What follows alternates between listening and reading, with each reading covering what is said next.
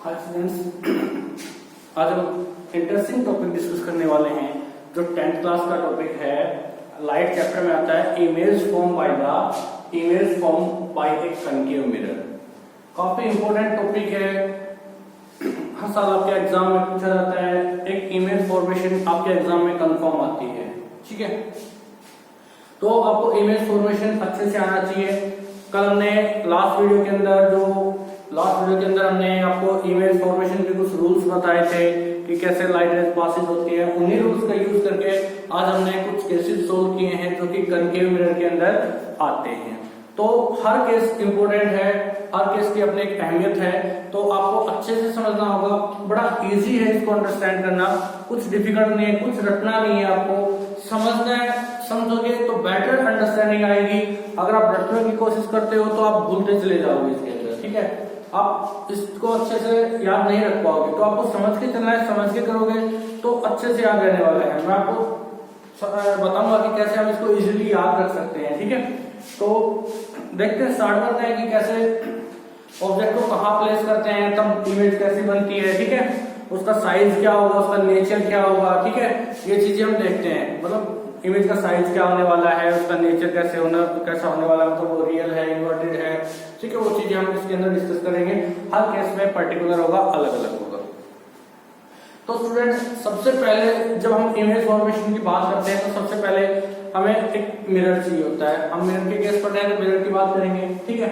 तो हमने मिरर लिया। सबसे पहले इस वीडियो में हम कनकेव मिरर्स के केसेस डिस्कस करने वाले हैं। नेक्स्ट वीडियो के अंदर हम कन्वेक्स मिरर के केसेस डिस्कस करेंगे। तो आपको अच्छे से समझने हैं, कोई डिफिकल्टीज नहीं आएगी, बड़े आसानी से समझ में आएंगे। हमने फर्स्ट केस लिया, ठीक है। मैंने लिख रखा है ओबी मतलब ऑब्जेक्ट इमेज, ठीक है। आई हम से इमेज को रिप्रेजेंट करें, ओबी से ऑब्जेक्ट को रिप्रेजेंट करें। तो जब हम इमेज फॉर्मेशन ड्रा करना स्टार्ट करते हैं तो सबसे पहले हमें पता होना चाहिए कि ऑब्जेक्ट कहाँ प्लेस है, ठीक है। तो सबसे पहले हमने ये मिरर बनाया, कनकेव मिरर बनाया। तो ये हमारी प्रिंसिपल एक्सिस होगी, इस पे फोकस है, सेंटर ऑफ कर्वेचर है और हमारा पोल है, ठीक है। ये हम सबसे पहले ड्रॉ करेंगे। उसके बाद हम ये देखेंगे कि क्या पूछा गया हमसे। तो सबसे पहला जो केस बनेगा वो सबसे स्टार्टिंग में जो पहला केस आता है उसमें हम ऑब्जेक्ट को प्लेस करते हैं इंफिनिटी पे। जो हमारी ऑब्जेक्ट है वो इंफिनिटी में कहीं पे भी हो सकती है, मतलब हमारे अर्थ पे, यूनिवर्स में कहीं पे भी हो सकती है। अगर हमारी ऑब्जेक्ट इंफिनिटी पे है, इंफिनिटी का मतलब अगर हमें ऑब्जेक्ट की एग्जैक्ट लेंथ नहीं मालूम कि मिरर से उसकी एग्जैक्ट लेंथ क्या होने वाली है, तो हम मानेंगे कि वो ऑब्जेक्ट कहाँ है, इंफिनिटी पे है। तो जो फर्स्ट केस है हमारा, ये ऑब्जेक्ट है हमारा ए बी, ठीक है। तो ए बी ऑब्जेक्ट है, तो हमने इसको ए बी ऑब्जेक्ट को कहाँ रखा है, इंफिनिटी पे। ध्यान रख लेना, हमने फर्स्ट ऑब्जेक्ट को कहाँ रखा है बेटा, इंफिनिटी पे रखा है फर्स्ट केस के अंदर। जब हम इंफिनिटी पे रखते हैं तो इमेज कहाँ बनती है, ये फैक्ट है। जब भी हमारा ऑब्जेक्ट कहाँ होगा, इंफिनिटी पे होगा, तो जो इमेज बनेगी वो हमेशा किस पे बनेगी, फोकस पे बनेगी, ठीक है। किस पे बनेगी, हमेशा फोकस पे बनेगी। जब फोकस पे बन रही है तो ठीक है, इतना हमें पता लग गया कि ऑब्जेक्ट को कहाँ प्लेस किया हमने, ऑब्जेक्ट को प्लेस किया इंफिनिटी पे। तो दूसरा आपको सेंस पता होना चाहिए कि इमेज फॉर्मेशन कहाँ होगा, फोकस पे होगा। बात कर ली हमने इमेज फॉर्म होगा, लेकिन इमेज का साइज क्या होगा, उसका नेचर क्या होगा, ठीक है, वो हमें बताना चाहिए। तो जब ऑब्जेक्ट को हम इंफिनिटी पे रखते हैं तो इमेज हमारा कहाँ फॉर्म होता है, वो होता है हमारा फोकस पे, ठीक है। फोकस पे बनेगा तो इमेज का नेचर कैसा होने वाला है, वो रियल होगी, वास्तविक होगी, ठीक है। और दूसरा क्या होगा, पॉइंट साइज होगा। उसका साइज कैसा होगा, इंफिनिटी पे जब भी कोई ऑब्जेक्ट होगी तो उसका साइज कैसा होने वाला है, पॉइंट साइज कैसा होगा, पॉइंट साइज होगा, रियल होगा। रियल इमेजेस कब बनती है, मैंने बताया भी था जब ये चैप्टर स्टार्ट किया। जब आपके लाइट रेज एक्चुअल में एक दूसरे को कट करेंगे उस टाइम जो इमेज बनेगी वो कैसी बनती है, रियल बनती है। अब लास्ट वीडियो के अंदर हमने डिस्कस किया था rules for ray diagrams making by spherical mirrors, ठीक है। कुछ रूल्स फॉलो किए थे हमने, कुछ रूल्स पढ़े थे कि हम रे डायग्राम्स बनाते हैं स्फेरिकल मिरर्स के, तो क्या क्या रूल यूज करते हैं, उन्हीं रूल्स का यूज किया है। मैंने आपको बताया था कि जब कोई लाइट रेज पैरेलल, देखो यहाँ से लाइट रेज, इस ऑब्जेक्ट से लाइट रेज पैरेलल जा रही है प्रिंसिपल एक्सिस के, टकरा के कहाँ आई, कहाँ से पास हुई, फोकस से। हमने वही वाला रूल यूज किया है, ठीक है। तो इमेज का साइज कैसा होगा, जो इमेज का साइज होगा, जो इमेज होगी उसका नेचर रियल होगा और साइज कैसा होगा, पॉइंट साइज होने वाला है, ठीक है। अब ये तो हमारा फर्स्ट पॉइंट था। अब बात करते हैं सेकंड पे। देखो फर्स्ट को तो हम याद रख सकते हैं, दो को भी याद रख सकते हैं, लेकिन 6 केसेस को याद रखना बड़ा ही डिफिकल्ट होता है, तो इसको थोड़ा सा एक पैटर्न से याद करेंगे। ठीक है, एक पैटर्न से इसको समझेंगे। अब देखो पहले हमने ऑब्जेक्ट को कहां रखा था, इंफिनिटी पे रखा था। ठीक है, क्लियर बात है। अब बात करते हैं पहले सेकंड केस की। सेकंड केस के अंदर हम बात करें कनकेव मिरर्स की। ठीक है, सेकंड केस के अंदर हमने ऑब्जेक्ट को कहां रखा है, हमने ऑब्जेक्ट को रखा है बेटा infinity and centre of curvature के बीच में। हमने कहां रखा है, इंफिनिटी और सेंटर ऑफ कर्वेचर के बीच में रखा है। सेकंड केस के अंदर हमने कहां रखा है ऑब्जेक्ट को, सेकंड केस के अंदर हमने बेटा ऑब्जेक्ट को रखा है सेंटर ऑफ कर्वेचर और इंफिनिटी के बीच में। जो इमेज की जो ऑब्जेक्ट का जो हमारा प्लेसमेंट है वो कहां है, इंफिनिटी और सेंटर ऑफ कर्वेचर के बीच में है। ठीक है, तो सेंटर ऑफ कर्वेचर और इमेज के बीच में होगा तो इमेज फॉर्मेशन कहां होगी, ध्यान देना। जैसे जैसे हम टुवर्ड्स द पोल बढ़ेंगे, कहां बढ़ेंगे, हम ऑब्जेक्ट को प्लेस करते जाएंगे टुवर्ड्स द पोल। ठीक है, वैसे वैसे image formation away from the pole होता जाएगा। ठीक है, ध्यान देना मैं जो बात बोल रहा हूं, जैसे जैसे हम टुवर्ड्स द पोल ऑब्जेक्ट की पोजीशन को लेके बढ़ेंगे पोल की तरफ, वैसे वैसे हमारा जो इमेज फॉर्मेशन होने वाला है वो अवे फ्रॉम द पोल होगा। तो देखना इस केसेस में कैसे स्टडी करते हैं। और दूसरा जो ऑब्जेक्ट का साइज इमेज का जो साइज है होता है ना, वो धीरे धीरे इंक्रीज होना स्टार्ट हो जाता है। ठीक है, जैसे जैसे हम पोल्स की तरफ बढ़ते हैं ऑब्जेक्ट की पोजीशन को लेके और इमेज की पोजीशन को लेके पीछे की तरफ आते हैं, तो वैसे वैसे एक तो इमेज का साइज इंक्रीज होने लगता है। ठीक है, देखेंगे कैसे। सेकंड केस में पैटर्न से याद करेंगे, पहले हमने उसको इंफिनिटी पे रखा था, सेकंड केस के अंदर हमने उसको इंफिनिटी और सेंटर ऑफ कर्वेचर के बीच में रखा। ठीक है, तो यहां से हमने लाइट रेज की क्या किया, तो इमेज फॉर्मेशन कहां होगा हमारा, between centre of curvature and focus के बीच में। जो इमेज फॉर्मेशन हुआ, ये वाली जो इमेज बनेगी हमारी A डैश B डैश, ये कहां बन रही है, centre of curvature and focus के बीच में बन रही है। ठीक है, हमने वही यूज किया, लाइट रेज यहां से गई पास में फोकस से, दूसरा हमने कहां किया, सेंटर ऑफ कर्वेचर से पास में टकरा के वापस चलेगी। तो दोनों रेज एक्चुअली कट कहां की, सेंटर ऑफ कर्वेचर और फोकस के बीच में दोनों लाइट रेज ने कट किया है। तो सबसे पहला ऑब्जेक्ट कहां रखा, infinity and centre of curvature के बीच में रखा। इमेज फॉर्मेशन कहां होगा बेटा, between C and F, centre of curvature and focus के बीच में हुआ। ठीक है, अब बात करते हैं इसका नेचर कैसा होगा। ऑब्जेक्ट जो इमेज बनेगी वो कैसी होगी, रियल होगी।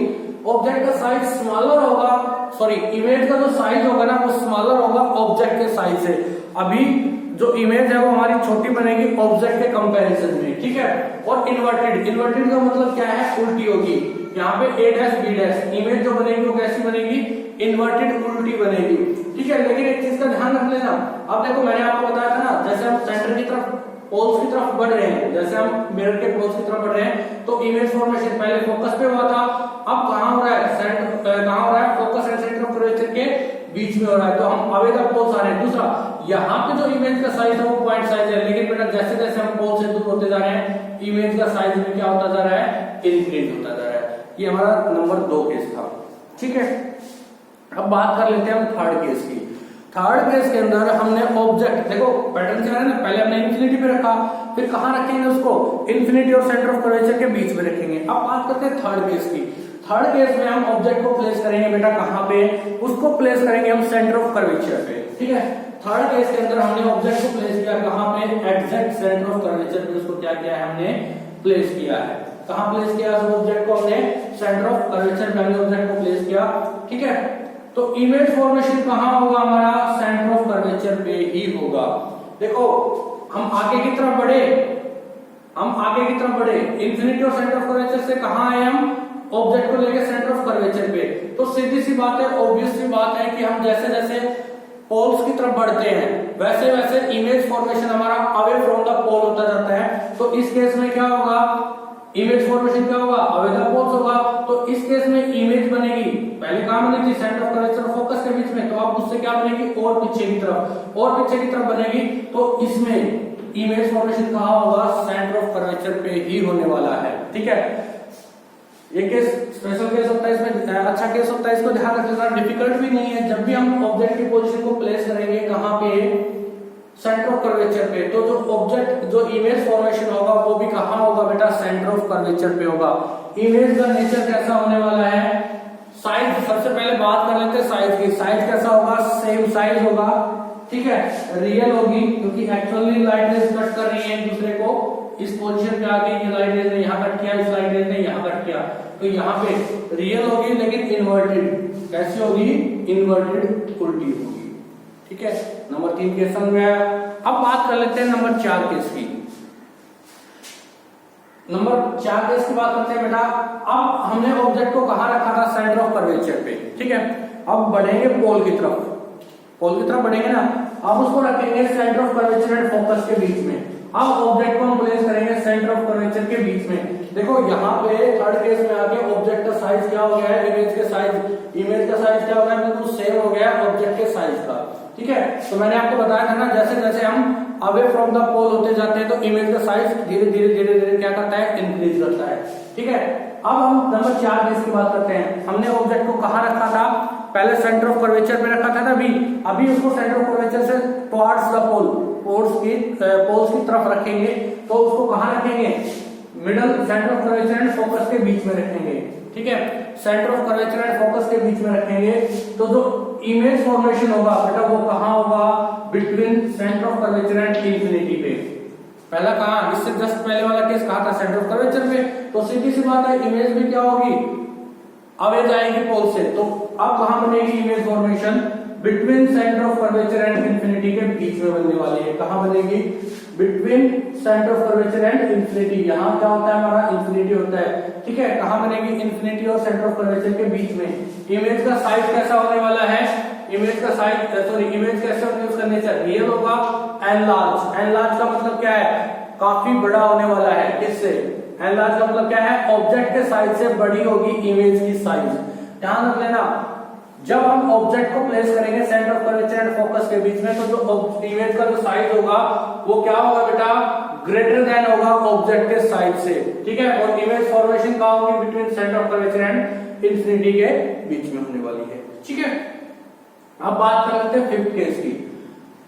अब हमने इस केस को कहाँ रखा था, centre of curvature and focus के बीच में रखा था। नेक्स्ट केस में हम उसको कहाँ रखने वाले हैं, फोकस पे रखेंगे। कहाँ रखेंगे, फोकस पे रखेंगे। जब हम इसको फोकस पे रखेंगे, ऑब्जेक्ट को हम कहाँ रखेंगे, फोकस पे रखेंगे, तो इमेज फॉर्मेशन कहाँ होगा बेटा, इंफिनिटी पे होगा। इमेज फॉर्मेशन जब हम फोकस पे रखेंगे तो इमेज फॉर्मेशन कहाँ होगा, इंफिनिटी पे। आपको ध्यान है जो पहले वाला केस था उसमें क्या हुआ था, जस्ट रिवर्स हुआ था।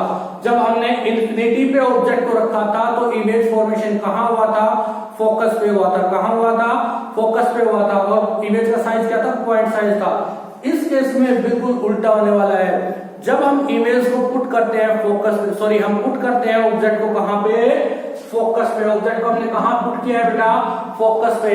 तो हमारा जो इमेज फॉर्मेशन होगा वो कहां होगा, इंफिनिटी पे होगा। इस चीज को ध्यान रख लेना, इमेज फॉर्मेशन कहां होगा, इंफिनिटी पे होगा। इमेज का साइज जो नेचर वो कैसा होगा, रियल होगी, ठीक है। साइज इंफिनिटी एनलार्ज, काफी बड़ा होगा। साइज क्या होने वाला है इमेज का, एनलार्ज इंफिनिटी, काफी बड़ा होगा, ठीक है। इन्वर्टेड होगी, लेकिन क्या होगी, इन्वर्टेड। तो देखो जब हमने फोकस पे रखा तो इमेज फॉर्मेशन कहाँ हुआ, इंफिनिटी पे। और जब हमने ऑब्जेक्ट को यहाँ रखा था इंफिनिटी पे तो इमेज फॉर्मेशन कहाँ हुआ था, फोकस पे, पॉइंट साइज बनी थी। लेकिन इसके अंदर जस्ट इसका अपोजिट हो रहा है। जब इमेज को फोकस पे रखते हैं तो ऑब्जेक्ट को फोकस पे रखते हैं तो इमेज फॉर्मेशन कहाँ होता है, इंफिनिटी पे होता है। और ऑब्जेक्ट का साइज क्या होता है, एनलार्ज होता है, इंफिनिटी एनलार्ज होता है, ठीक है। अब बात कर लेते हैं 6 नंबर केस की। ये एक्सेप्शन होता है, ये बिल्कुल अलग केस होता है। इस केस के अंदर हम ऑब्जेक्ट को जब प्लेस करते हैं कहां पे, पोल एंड फोकस के बीच में। जब भी हम ऑब्जेक्ट को कनकेव मिरर के केस में पोल एंड फोकस के बीच में प्लेस करेंगे कहीं पे भी, तो जो इमेज है ना, इमेज फॉर्मेशन कहां होगा, अब कहां हो रहा है, टुवर्ड्स द पोल, मतलब फॉरवर्ड डायरेक्शन में। पोल की फॉरवर्ड डायरेक्शन में इमेज फॉर्म होगी। पोल की किस डायरेक्शन में, फॉरवर्ड डायरेक्शन में। इस केस में क्या होगा, इस केस में ये होता है बेटा, इसमें फॉरवर्ड डायरेक्शन में इमेज फॉर्मेशन कहां हुआ। देखो अभी तक इमेज फॉर्मेशन पोल से बैकवर्ड डायरेक्शन में थी, लेकिन इस केस में पोल से फॉरवर्ड डायरेक्शन में इमेज फॉर्मेशन हो रहा है। ऐसा क्यों हुआ, क्योंकि जब भी हम फोकस और पोल के बीच में ऑब्जेक्ट को प्लेस करते हैं तो जो लाइट रेज है वो हमारी एक्चुअली कट नहीं करती, एक दूसरे ये लाइट रेज है, ये पासिंग होगी, टकराने के बाद रिफ्लेक्ट होंगी, एक्चुअली एक दूसरे को काटेंगे नहीं, सिर्फ अपीयर्स होंगी एक दूसरे को काटते हुए। और जब भी लाइट रेज अपीयर्स होती है एक दूसरे को काटते हुए, तो उस वक्त जो लाइट का जो नेचर जो इमेज का जो नेचर होता है वो कैसा होता है, वर्चुअल इमेज बनती है। ठीक है, ऐसी इमेज बनती है, वर्चुअल इमेज बनती है। और इमेज का साइज क्या होता है, लार्ज होता है इन कंपैरिजन ऑफ ऑब्जेक्ट। और लास्ट बात इरेक्ट बनती है। इरेक्ट का मतलब क्या है, बिल्कुल सीधी बनती है, इरेक्ट बनती है। एक्सेप्ट नहीं है केस, इसमें जो इमेज का नेचर होगा वो कैसा होगा, वर्चुअल होगा, एनलार्ज होगा, इरेक्ट मतलब सीधी होगी। अभी तक क्या बनते आए थे, एनलार्ज तो बन रहे थे लेकिन रियल और इन्वर्टेड बन रहे थे। इसमें क्या होगा, एनलार्ज और वर्चुअल होगा, इरेक्ट होगा। ठीक है, थैंक्स। अगर आपको कोई टेस्ट समझ में नहीं आता है तो आप मेरे से कमेंट करके पूछ सकते हैं, लेकिन एक चीज का ध्यान रखना होगा आपको, इसको एक पैटर्न से फॉलो करना होगा, रटोगे तो आप याद नहीं कर पाओगे।